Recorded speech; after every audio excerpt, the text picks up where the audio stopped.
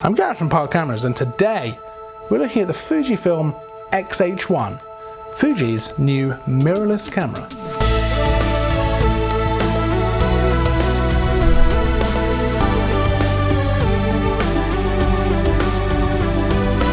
So this is the Fujifilm X-H1, and wow, it's quite a mirrorless camera. The first thing I noticed about it is the size. This is with the battery grip, so I can make the most of the camera, but it's big to hold, but in a nice way. So the grip is quite deep, but I like holding that. I like the grip at the bottom. I like holding this. It feels like a pro camera, which is something that some mirrorless cameras are missing a little bit. This one really feels like you're holding and using a pro camera, which is really nice.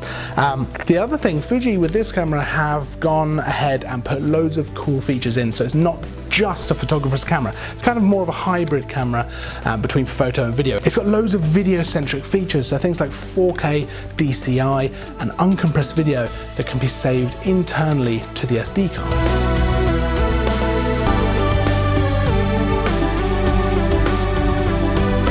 So a lot of the inside of the camera is borrowed heavily from the X-T2. So things like the sensor, the processor, the autofocus points, they're all elements that have been borrowed from the X-T2. This does mean though that it's got a 24.3 megapixel sensor, it's got a high-speed X processor, but it's also got loads of new stuff in it as well.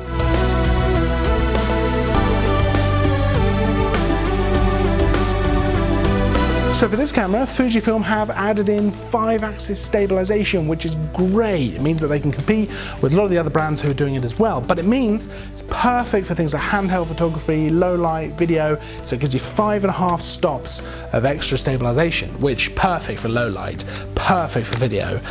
Yeah, really handy thing to have in the camera. So something else to bear in mind, and it's not a big thing, but the shutter on this, I noticed while I was using it, is actually really quiet. And it means that it's really easy to use. It's a little bit more discreet, especially since it's such a big camera.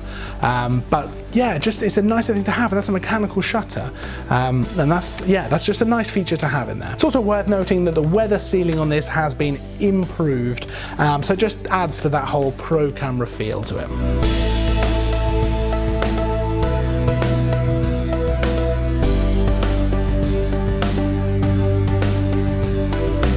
Something else to consider, I really have liked how easy the controls are to see. So this is a thing on the X series of cameras, but you've got the dials on the top for ISO, for shutter speed.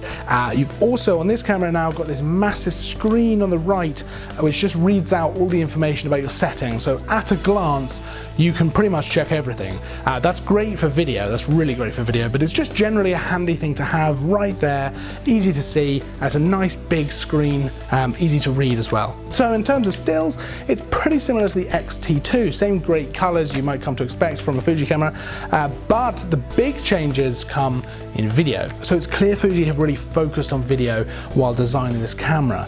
So it shoots 4K at up to 200 megabits per second. And if you've watched a lot of my other videos, you know that I love this. It shoots 1080 at up to 120 frames a second. So you get that really nice cinematic, buttery smooth slow motion. It shoots in f-log, so you can get a really nice flat profile while shooting, but it's also little things as well. So things like how, even though on the shutter speed there's no 1/48 per second, you can still choose that in the menus, so that if you're shooting at 24 frames a second, you can get that perfect 180-degree rule. But yeah, it's just something you don't see very often on a lot of cameras, and it's a nice thing that they've added in. Just means they've been thinking about it while they've been doing it.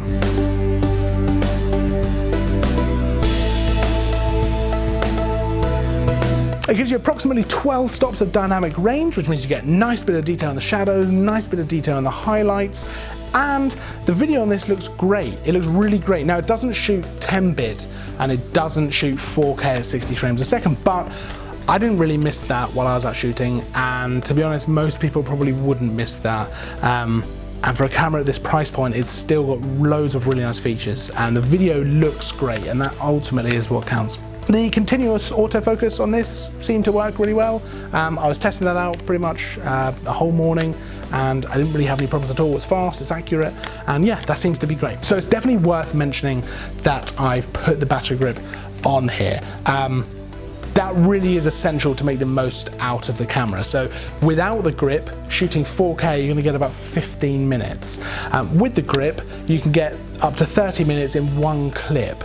So it's quite a big difference. It also makes a difference if you're shooting in continuous mode. So without the grip, you can do 8 frames a second. With the grip, you can do 11 frames a second. So it does make a bit of a difference. You can also change the shutter mode. So you can change from mechanical to electronic. And if you do that, you can get up to 14 frames a second in continuous shooting. It's also just worth mentioning that the camera itself doesn't have a headphone port, but the battery grip does. So it's kind of not the end of the world, because I would never use this camera without the battery grip. So they've thought about that and they've added it into the battery grip, but it is just worth mentioning.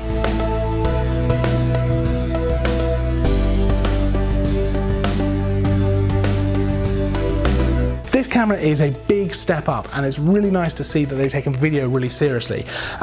They've packed it full of really nice features, and it's great. Anyone looking to shoot sports, wildlife, astro, or who's into video, this is definitely one to consider. Now, if you have any questions about the X-H1, pop a comment down below, and we'll do our best to get back to you as soon as possible. If you like the video, make sure to subscribe for more content from this channel, and as always, thanks for watching.